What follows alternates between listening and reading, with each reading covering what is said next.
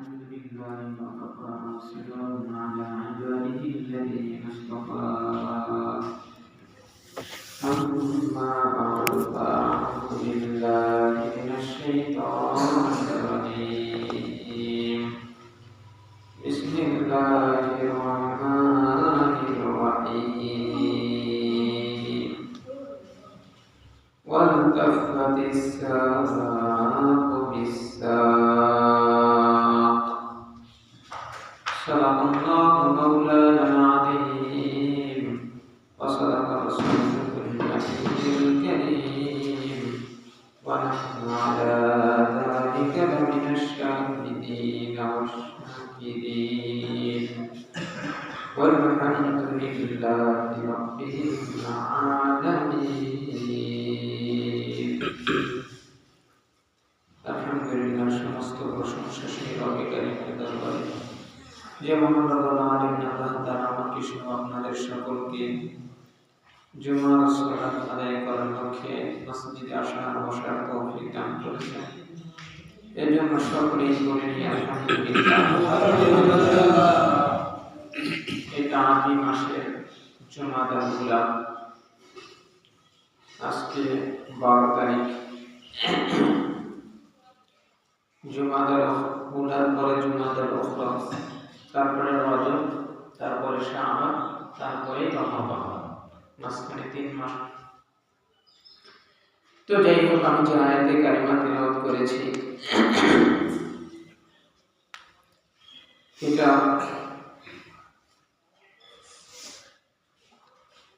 মৃত্যুর যন্ত্রণাদায়ক যে অবস্থা হবে সেই ইঙ্গিত এই আয়াতে আল্লাহ তাআলা দিয়েছেন। মৃত্যু হবে এটা নিশ্চিত, মৃত্যু হবে এটা নিশ্চিত। কিন্তু বিষয়টা হলো যে আমরা দিলে বসাইতে পারিনি। আমাদের যে মৃত্যু হবে এটা আমরা দিলে বসাইতে পারিনি। দুনিয়ার প্রত্যেকটা বিষয় আমরা দিলে বসাইছি, যার কারণে আমাদের দুনিয়ার প্রত্যেকটা কাজ করতে সহজ হয়ে গেছে।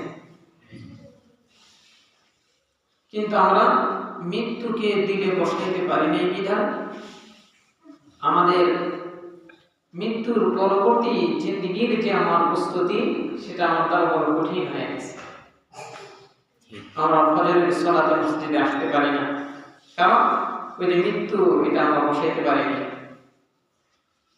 ফজরের পরে যেমন বাজারে যেতে হবে, বাজার করতে হবে, সেটা কিন্তু আমরা ওই যে দুনিয়া বসাইছি, যার কারণে ফজরের পরে যে বাজারে যেতে হবে এর জন্য আমরা উঠে গেছি, বাজারে গেছি, বাজার করছি, আবার বাসায় আনছি, বিবির কাছে দিছি, রান্না হয়েছে, তারপর খাইছি। কত কষ্ট! কিন্তু আখিরাত কিন্তু সহজ ছিল। উঠলাম, ওযু করে মসজিদে আসলাম, আল্লাহ তাআলা কুদরত পাই সিজদা দিলাম, বের হয়ে গেলাম, সহজ। কিন্তু দুনিয়া বড় কঠিন, কিন্তু সেই কঠিন সহজ হয়ে গেছে। কিন্তু আমরা যে আজকে হাঁটতেছি উদ্দেশ্যহীন ভাবে, আমরা এই যে আখিরাতের পথে উদ্দেশ্যহীন ভাবে আমরা হাঁটতেছি। দুনিয়াতে এরকম কেউ পাবেন না যে যাবে চট্টগ্রাম, সে পঞ্চগড়ের বাসে উঠে বসে আছে। এটা কি করবে? যে পাগল সেই তো করবে, তাছাড়া যার মস্তিষ্ক ঠিক আছে সে কি করবে? এটা কিন্তু বড় করবে না। মস্তিষ্ক যা ঠিক আছে সে কিন্তু এটা করবে না। তাইলে যে চট্টগ্রাম যাবে, চট্টগ্রামের বাসেই তাকে উঠতে হবে। যে ময়মনসিংহ যাবে, ময়মনসিংহের বাসেই উঠতে হবে। ময়মনসিংহ যাবে, চট্টগ্রামের বাসে উঠলে যেরকম ভাবে সে ময়মনসিংহ পাবে না, অনুরূপ ভাবে আমি আর আপনি যে এই যে আখিরাতের পথে রওনা দিছি, আখিরাতের বাসেই আমাকে উঠতে হবে। দুনিয়ার বাসে চলে আখিরাত পাওয়া যাবে না। হযরত আবু দারদা রাদিয়াল্লাহু তাআলা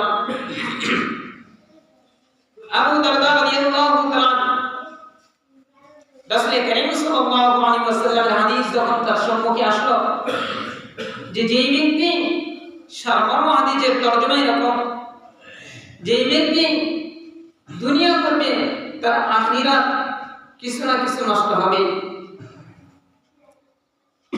আর যেই ব্যক্তি আখিরাত করবে তার দুনিয়া কিছু না কিছু নষ্ট হবে। আবু দারদা রাদিয়াল্লাহু তাআলা ব্যবসা করতেন, ব্যবসা করতে গিয়া দেখা যায় যে হরেক রকমের মানুষ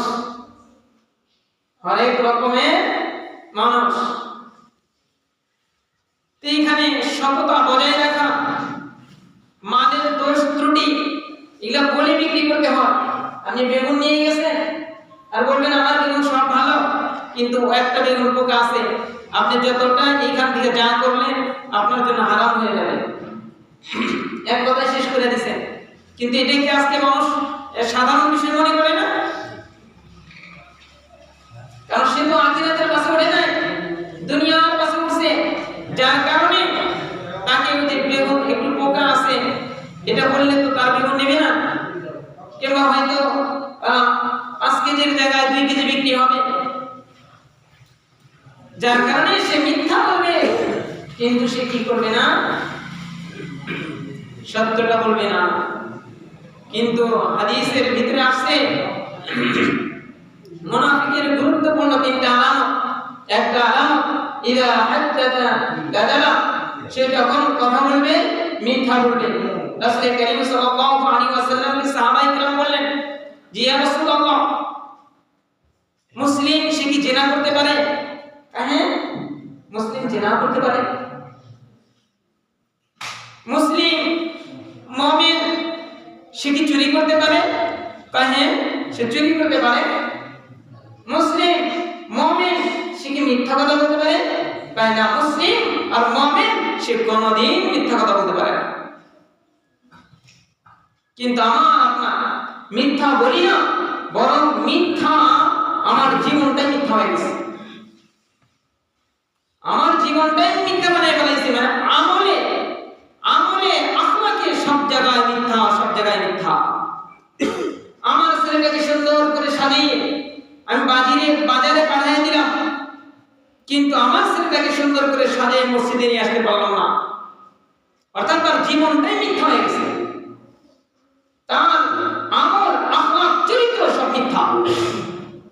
যার কারণে ছেলেকে সাজিয়ে বাজারে পাঠাইছে, কিন্তু ছেলেকে সাজিয়ে যে মসজিদে নিতে হবে, ছেলেকে সাজিয়ে যে কোরআনের দাসতে বসাতে হবে, সে সেটা করবে না, কারণ তার জীবনটাই মিথ্যা হয়ে গেছে।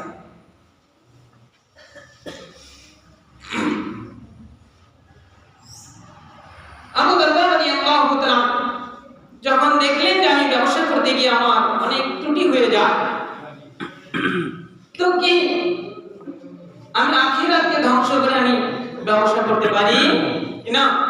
আবু দারদা রাদিয়াল্লাহু তাআলা বলেন যে কেউ যদি বলে, হে আবু দারদা, তুমি মসজিদের পাশেই তুমি ব্যবসা করবা এবং সেই ব্যবসায় তোমার প্রচুর লাভ হবে, সেই লাভের টাকাটা তুমি ইসলামের জন্য সবকিছু অক্ষ করে দেবে, দান করে দেবে, তারপরে এরকম অবস্থাও যদি হয়, তাও আমি দাদা কি করতে পারি না? ব্যবসা করতে পারি না, কারণ ব্যবসা করে আমি যে টাকাটা আনবো এই টাকার হিসাব আমার রবের কাছে দিতে হবে, প্রত্যেকটা কণায় কণায় আপনাকে হিসাব দিতে হবে। তাই আমি আবু দারদা আল্লাহ তাআলার সম্মুখে দাঁড়িয়ে আমি হিসাব দেওয়ার ক্ষমতা রাখি না, তাই আমি আজ থেকে ব্যবসা ছেড়ে দিলাম, আমি শুধু আল্লাহ তাআলা হয়ে গেলাম।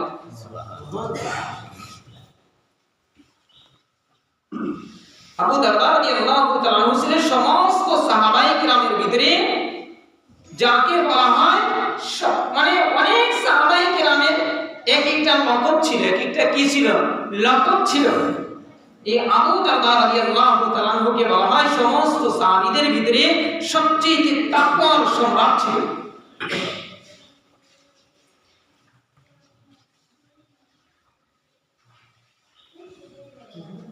তারা আখিরাতের পাশে উঠেছে, যার কারণে তাদের নাম আজকে সবার মুখে মুখে আছে। কিন্তু দেখেন কত দুনিয়ার রাজা বাদশা তাদের সময় তো ছিল, তাদের নাম মুখে নাই, কারণ তারা দুনিয়ার পাশে চলেছিল, দুনিয়া যেহেতু ক্ষণস্থায়ী, দুনিয়া ধ্বংস হয়ে যাবে, এ কারণে তারা দুনিয়ার পাশে হওয়ার কারণে, দুনিয়ার পিছনে ছোটার কারণে তাদের নাম নিশানাও মুছে গেছে।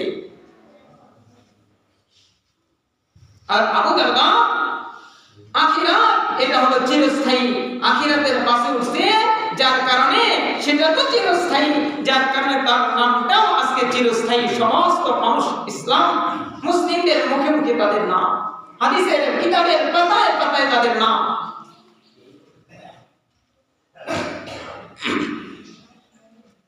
মেরে বাপ, আজকে যদি আমি আর আপনি নিজের ঘরে সবচেয়ে যে বিষয়টা গুরুত্বপূর্ণ, যুবক যুবতী, আমার যুবক ছেলেটা, আমার যুবক মেয়েটা, যুবতী মেয়েটা, একে যদি আমি সংশোধন করতে না পারি, মেরে বাপ মনে রাখিয়ে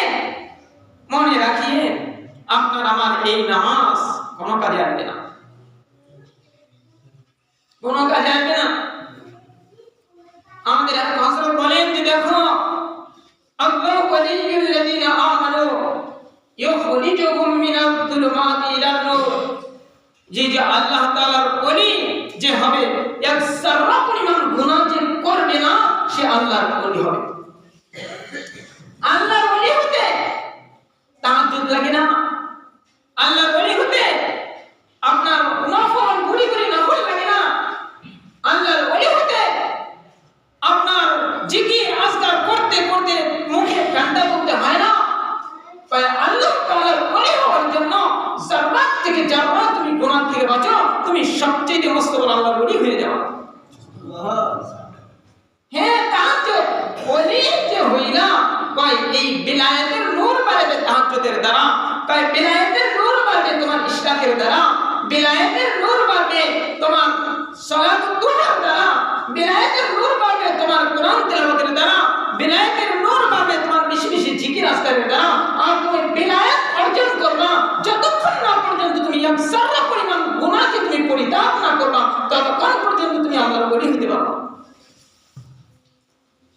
আর আজকে আমরা জানবা মস্ত বড় বড় গুনাহের ভিতরে লিপ্ত। আজকে এমন কিছু গুনাহ আছে যে গুনাহ এখন তো মাপের পদ্ধতি বড় কঠিন বানিয়ে ফেলেছে। বোনের হক মেরে গেছি, ভাইয়ের হক মেরে গেছি, দেশের সম্পদ লুটে পুটে গেছি, এগুলা কেমনে হিসাব করবে? কেমনে কেমনে? মেরে বাপ, আমি যে গত জুমায় যেটা বলছিলাম যে মৃত্যু আমাকে মরতে হবে। হযরত মুসা ঈসা আলাইহিস সালাম আজরাইল আলাইহিস সালামকে বলেছিল যে আজরাইল, তুমি যখন মৃত্যুটা নিয়ে আসবা আমাকে একটু বলে আসো না। বলে আসতে এটা তো নিষেধ না, মানুষের কাছে আসবা বলে আসবা, বলে আসলেই তো আমরা কি হয়ে যাই, আগে থেকে একটু সজাগ হয়ে যাই। আজরাইল আলাইহিস সালাম বলেন, হে আল্লাহ তাআলার জলিলুল কদর নবী, মৃত্যুর কিছুক্ষণ আগে আমার কাছে কি আসে? আমার কাছে আল্লাহ তাআলার কাছ থেকে ফরমান জারি হয়। কিন্তু আল্লাহ তাআলা আমার অনেক আগে থেকে আপনাদের সবার কাছে চিঠি পাঠানোর ব্যবস্থা করে। আপনার যখন মাথা ব্যথা হইল, এটা হলো আল্লাহ তাআলার পক্ষ থেকে মৃত্যুর চিঠি। আপনার পেট ব্যথা শুরু হয়ে গেল, এটা আল্লাহ তাআলার পক্ষ থেকে চিঠি। ওই হাদিসের শেষের দিকে আসে যে আপনার যে একটা দাড়ি পাকে, এটাও আল্লাহ তাআলার পক্ষ থেকে একটা চিঠি, মৃত্যুর চিঠি। ওই এতগুলো চিঠি দেওয়ার পরে যেই মানুষটা মৃত্যুকে নিয়ে ভাবে না, সেই মানুষটা আসলেও বিষয়টা হলো যে বাবার ছেলের রক্ত কোত্থেকে আসে? তার রক্তটা তার বাবার রক্তের সাথে কানেকশন না। আমার রক্ত তো আপনার ভিতরে পাওয়া যাবে না, আপনার রক্তের কানেকশন আপনার বাবার রক্তের সাথে। ইমানের কানেকশন হলো আল্লাহ তাআলার ওলিদের সাথে, সাহাবাদের সাথে।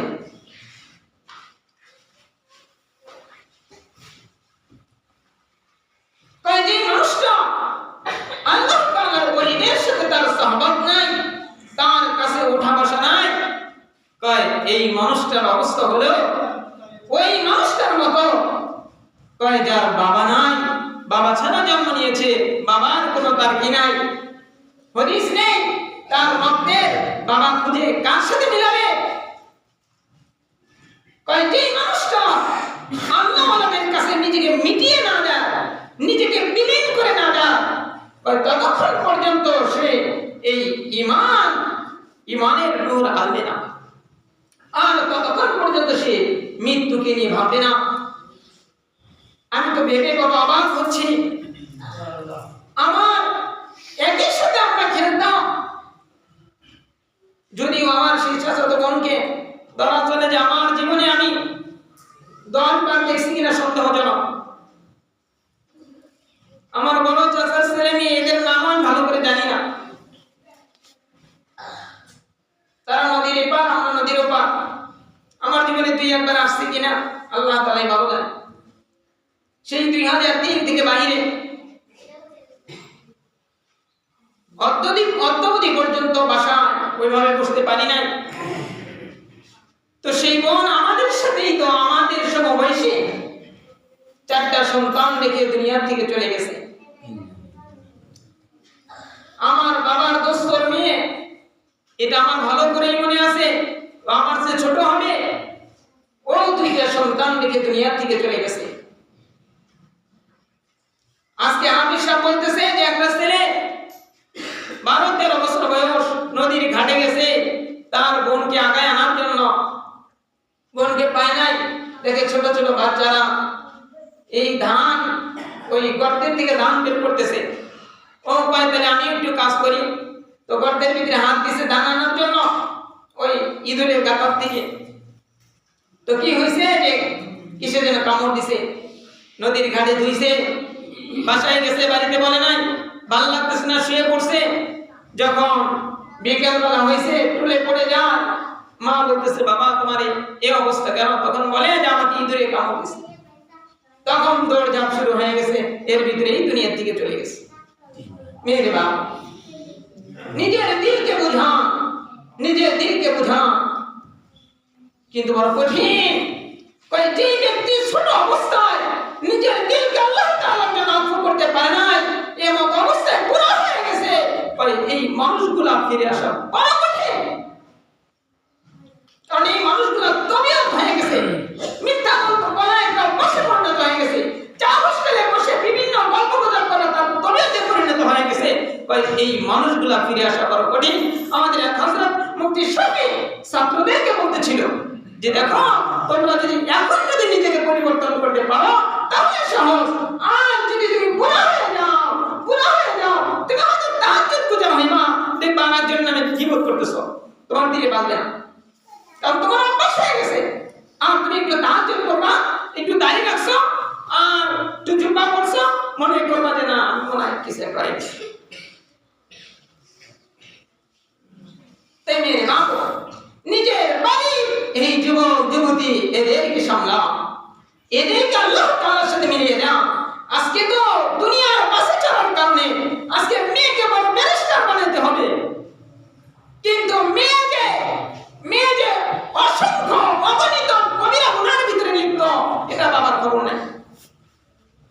মনে রাখিয়েন, আপনি নামাজ পড়া অবস্থায় ওইদিকে আপনার মেয়ে যদি কোনো গুনাহ করে, আপনার অসতর্কতার কারণে আপনি নামাজ পড়া অবস্থায় আপনার আমলনামায় গুনাহ লিপিবদ্ধ হবে।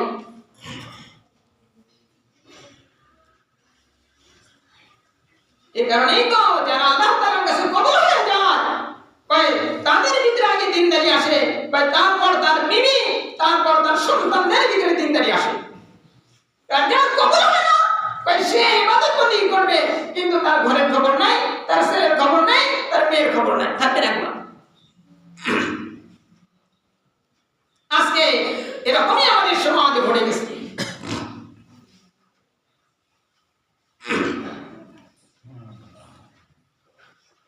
রাসূল করিম সাল্লাল্লাহু আলাইহি ওয়াসাল্লামের জলিলুল কদরের একজন সাহাবী আব্দুল্লাহ বিন মাসউদ রাদিয়াল্লাহু তাআলা, তিনি সাহাবায়ে কেরামের ভিতরে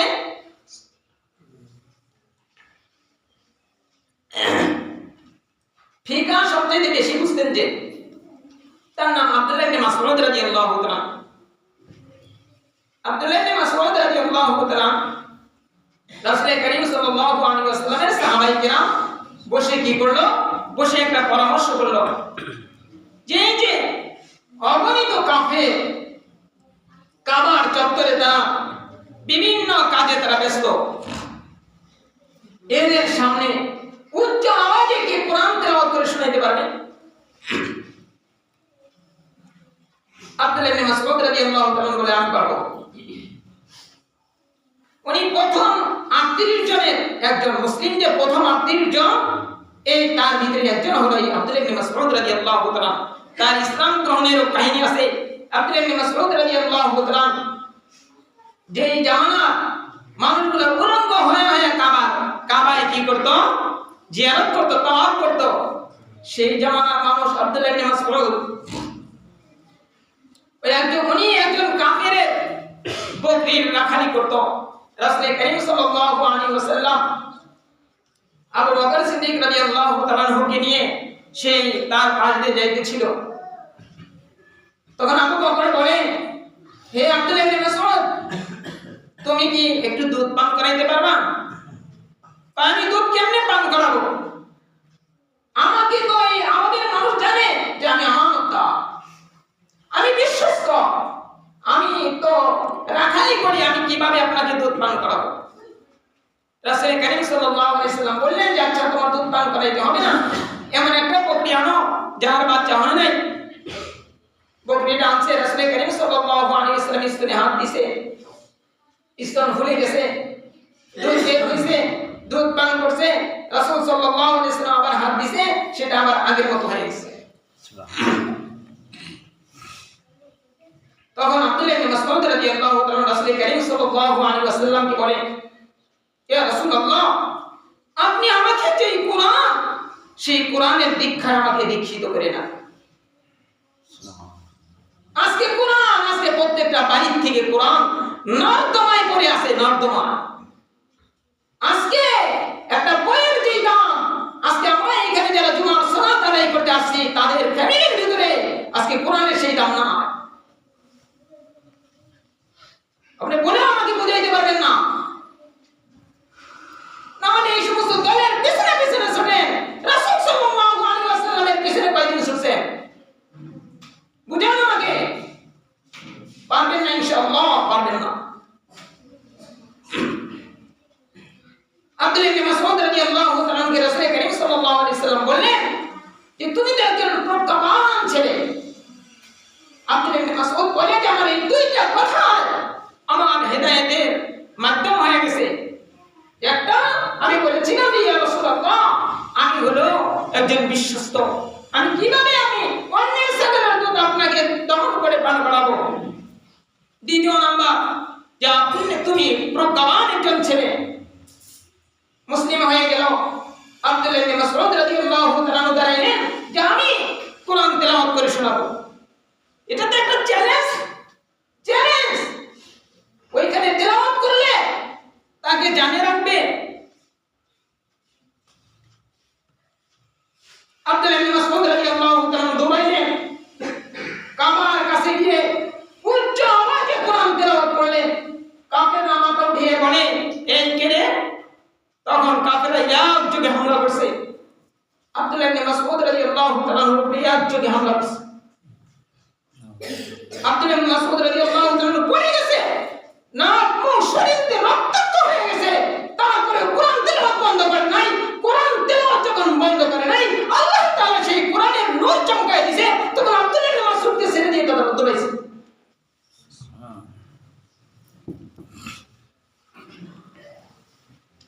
মেরে বাবু, তাই এই ইসলাম আমার আপনার কাছে এসেছে যুবকদের মাধ্যমে। আজকে আমাদের যুবকরা তথাকথিত আজকে এই সিলেবাস পড়ে, যে সিলেবাসের ভিতরে প্রায় 17টা ধারা আছে কোরআন হাদিসের সাথে সংঘর্ষিত, যার কারণে আজকে আমাদের ছেলেরা নামাজ নাই, মুসলিম দাবি করে, মেয়েদের পিছনে পিছনে ঘোরে, মুসলিম দাবি করে, সারা রাত ধরে মোবাইলে গুনাহ করে, আবার মুসলিম দাবি করে।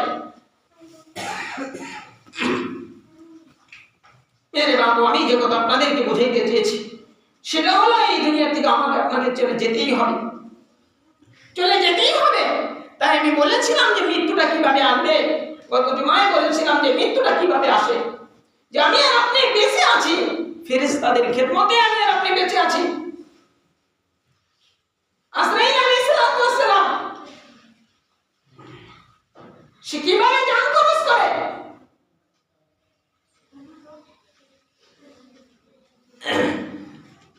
আরে রাসূল করিম সাল্লাল্লাহু আলাইহি ওয়াসাল্লামের সাহাবী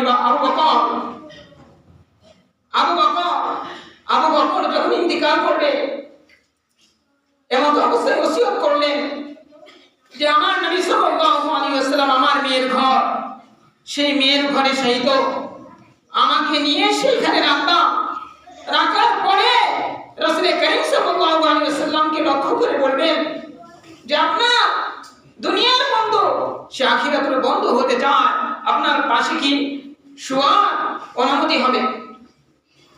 আবু বকর সিদ্দিক রাদিয়াল্লাহু তাআলা লাশটা নিয়ে গেছে,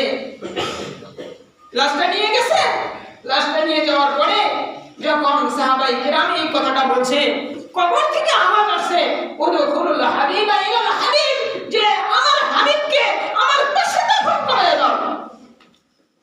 হযরত ওমর ফারুক রাদিয়াল্লাহু তাআলা ওই ঘরে শোয়ার জন্য যখন সে খলিফা বারবার হযরত আয়েশা সিদ্দিকা রাদিয়াল্লাহু তাআলা বারবার বলছে যে মা, আপনি কি আমাকে শোয়ার অনুমতি দিবেন, সেখানে আমাকে দাফন করার অনুমতি দিবেন? আয়েশা সিদ্দিকা রাদিয়াল্লাহু তাআলা বলছে না, এটা আমি বড় আশা আকাঙ্ক্ষা যে আমার জীবন যৌবন সবকিছু আমি রাসূল সাল্লাল্লাহু আলাইহি ওয়াসাল্লামের জন্য ওয়াকফ করছি।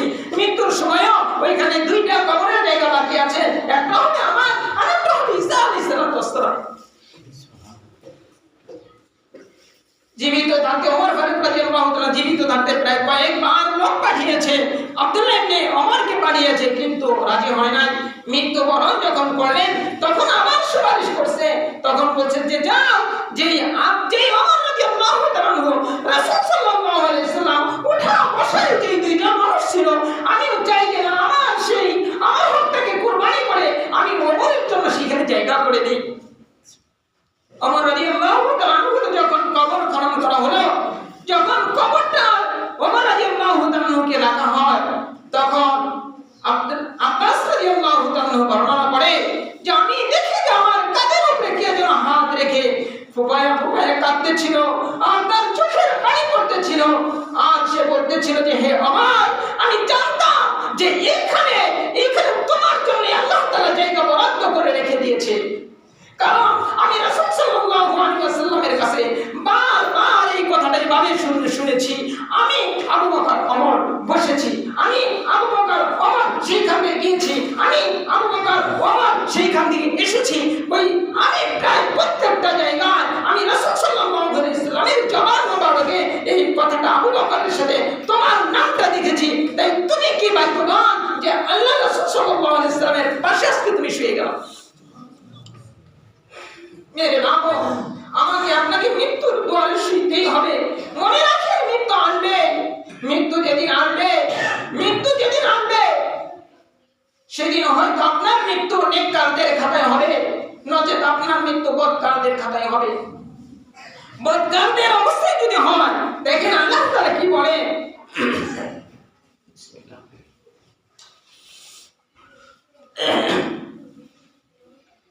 বদকারদের অবস্থায় যদি আপনার মৃত্যু হয়ে যায়, আপনি নিজেই বুঝতে পারবেন যে আপনার মৃত্যুটা বদকারের মৃত্যু হবে নাকি নেককারের মৃত্যু হবে। আপনার আমল দিয়ে আপনার চিন্তা চেতনা দিয়ে মেরে বাপ আপনি বুঝতে পারবেন যে আমার মৃত্যুটা ঈমানের সাথে হবে নাকি বেঈমানের সাথে আমার মৃত্যু হবে। আল্লাহ তাআলা বলেন ওয়াল তাফানিসাকু বিসাক, একজন যেই ব্যক্তি সারা দুনিয়ার ভিতরে আমার শক্তি ব্যবহার করে আমি ওকে চোখের শক্তি দিয়েছিলাম তাই দেখছে, আমি ওকে বলার শক্তি দিয়েছিলাম তাই বলছে, আমি ওকে শোনার শক্তি দিয়েছিলাম ও শুনছে, আমি ওকে ধরার শক্তি দিয়েছিলাম ধরছে, আমি ওকে পা চালানোর শক্তি দিয়েছিলাম পা চালাইছে। এই আমার শক্তিগুলো ব্যবহার করে আমি আল্লাহ তাআলা আরশ থেকে দেখছি যে আমার নাফরমানি করছে।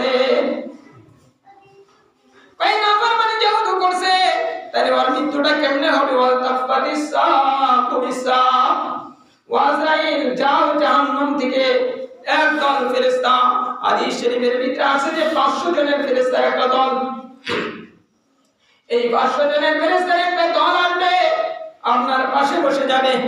পাশে বসে যাওয়ার পরে কি করবে? এদের অবস্থা দেখিয়া, এদের আকৃতি দেখিয়া আপনার এই আত্মাটা বিভিন্ন জায়গায় ছোটাছুটি শুরু করে দেবে। ছুটতে ছুটতে এই যে ছোটান দিবে, এই মাথায় এসে পলায়ন করবে, কিন্তু সেইখানেও পলায় থাকতে পারবে না। ফেরেশতা তখন বলবে, আমি এই পা দিয়ে যা হোস্টেলে দিয়ে জীবন করতে পারছো, এই পা দিয়ে তুই বিভিন্ন নেতার পিছনে ছুটতে পারছো, কিন্তু এই পা দিয়ে মসজিদে যেতে পারছ নাই, এই পা ব্যবহার করে করে কোরআন শিখতে যেতে পারছ নাই, এই পা ব্যবহার করে করে দুনিয়া উপার্জন করছো, এই পা ব্যবহার করে করে আখিরাতকে অর্জন করতে পারছ নাই। তখন ওই ফেরেশতারা কি করবে? তাদের কঠিন শক্তি দিয়ে সেইখানে টেপা শুরু করবে। যখন টিপবে, টিপুনি খাইয়া একটু এইদিকে আনবে, আস্তে আস্তে এরকম পায়ের এই টাকুর মধ্যে আনবে, টাকুর মধ্যে আইসা ফেরেশতারা ছাড়িয়ে দিবে আর শর্টকাট শুরু করিয়া দিবে। আবার যখন শর্টকাট শুরু করিয়া দিবে, রে বাবা আপনি দেখেন, আপনাকে যদি কি করে গুলি করে মেরে ফেলায় সহজ, কিন্তু আপনার একটা আঙ্গুল কাটলো, আবার 10 মিনিট পরে আরেকটা আঙ্গুল কাটলো, আবার 10 মিনিট পরে একটা চোখ উঠায় ফেলাইলো, আবার 10 মিনিট পরে একটা কান কেটে ফেলাইলো, এটা কষ্ট না? এইখানে নিয়োজন যখন ছাড়িয়ে দিবে, সে শর্টকাট শুরু করিয়া দিবে। আবার ফেরেশতারা পিটুনি দিতে দিতে এখানে আনবে, আর আগের যে আরো যন্ত্রণা শুরু হইয়া যাবে, আবার পিটুনি দিয়ে এই পর্যন্ত আনবে, আরো যন্ত্রণা শুরু হইয়া যাবে। পিটুনি দিতে দিতে দিতে দিতে হাতের একবারে এই আঙ্গুল যে কোনো এক আঙ্গুলের কাছে আনবে, তখন সে যন্ত্রণা চটপট করতে থাকবে। তখন আজরাইল আলাইহিস সালাম থাবা মেরে ধরে বের করে নিয়ে যাবে। ও বাবা, চোখ দেখো না করলা, মেয়েকে ব্যারিস্টার বানাইলা, ছেলেকে বড় ডিগ্রিধারী বানাইলা, কিন্তু তোমার ছেলেকে কত কত গুনাহ করলো, তুমি কি একটু চিন্তা ফিকির করছো নি? এই মৃত্যুর সম্মুখীন কিন্তু বাবাইটা হতে হবে। তাই আল্লাহ তাআলা বলেন, একটা তরজমা হলো যে আত্মাটাকে এক শাখ থেকে আরেক শাখের মধ্যে এনে টিপুনিয়াতে ধরবে। আরেক বর্ণনায় এরকম আছে যে আজরাইল আলাইহিস সালাম বিশাল একটা ঘোড়া নিয়ে আসবে, ঘোড়া নিয়ে আসিয়া ঢুকায়া দিবে।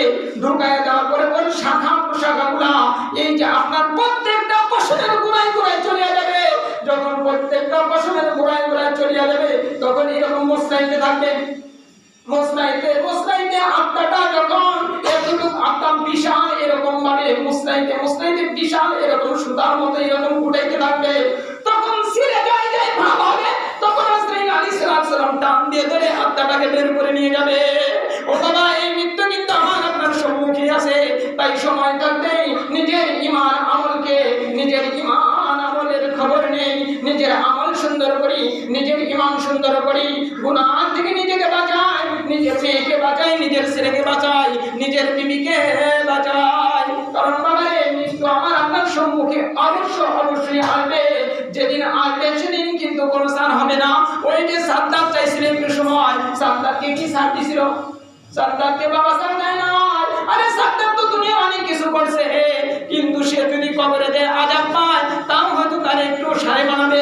কিন্তু বাবা রে, আমি আর আপনি যে গুনাহ করলাম, আপনি যে দুনিয়ার মধ্যে ভালো মতো একটু খাইতেও পারলাম না, ভালো মতো একটু বিছানায় শুইতেও পারলাম না, আমার অবস্থা যদি এরকম হয়ে যায় বাবা, আমার মতো তার দুর্ভাগা কেউ নাই। তাই দুনিয়া থেকে নিজেদের ঈমান আমলের খবর নেই। আল্লাহ তাআলা আমাদের সকলকে এই কথাগুলো দিয়ে বুঝে আমাদের